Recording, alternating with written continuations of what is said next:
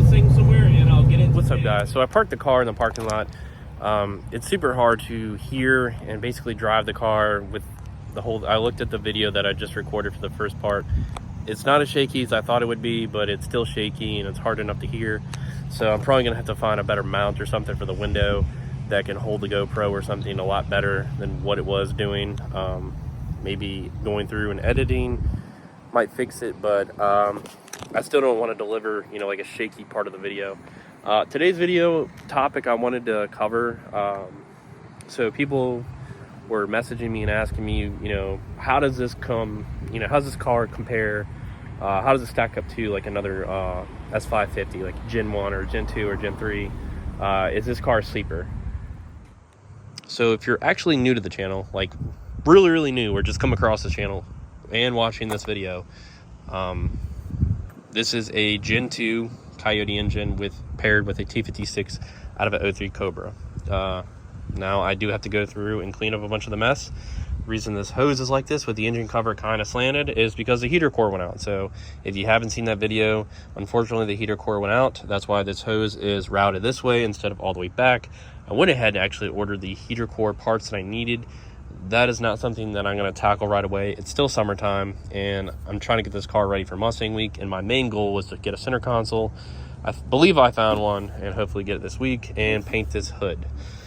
Now, to answer the question that I've been getting, multiple questions, really, how does this car stack up to a Gen 1, Gen 2, or Gen 3 Coyote car itself, being the S197 or S550?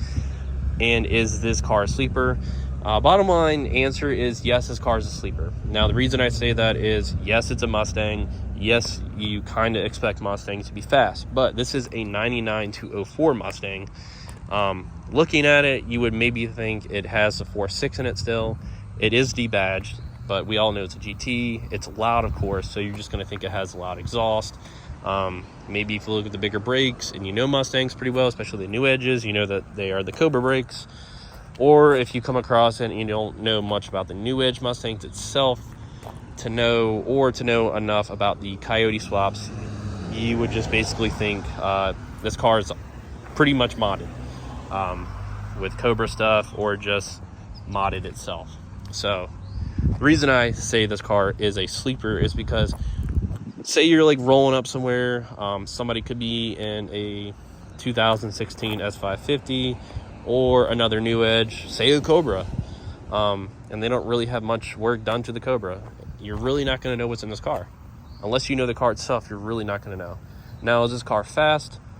Define fast. The car is not super fast. It's a lightweight car. I want to say around 3,200 and some change with me in it. It has tubular suspension and everything, so there has been stuff that's been, to lighten up the car a little bit, but still retains a bunch of the factory stuff. And it's not a drag car or anything, so it's just a fun street car at this point, and that's what I wanted. So my definition to answer that question that people have asked me, yes, this car is a sleeper.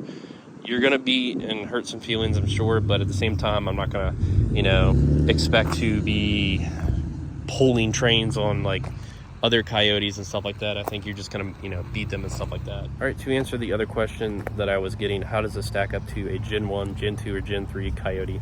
So an S197 or S550, which is 2011 to current 2023, going into 2024. Or, well, that's the S650. But the Coyote itself, if you want a good drag car, or if you really like this body style, and you're not really worried about how comfortable the ride is, even though this has the updated coilovers from Viking, the really expensive suspension and stuff like that, it's really not the best. All the plastic rattles inside. It's over a 20-year-old car. I think stacking up wise, racing, if it's like an NA build or something, like a Coyote, say it's tuned and E85 or pump gas, I think it will hold its own. I think it will be able to beat some of those cars. Other cars, I don't know. I haven't really tested that.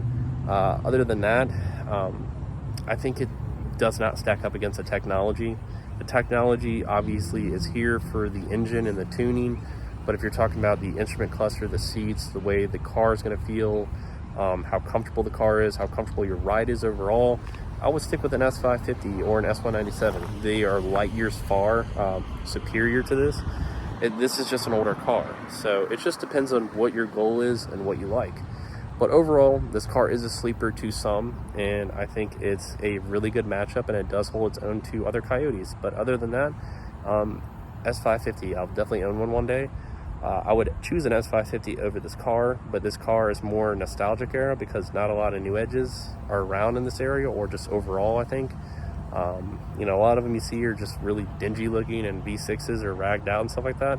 Nobody takes the time to build these like the Fox bodies and stuff like that, but this overall makes a much better drag car. Besides the S197, I know those are really good for drag racing, but if you're kind of looking for the cooler Fox body, if you want to say, perhaps, you know, just in my opinion, I really like this body style because when I was a kid, this was a car that I wanted.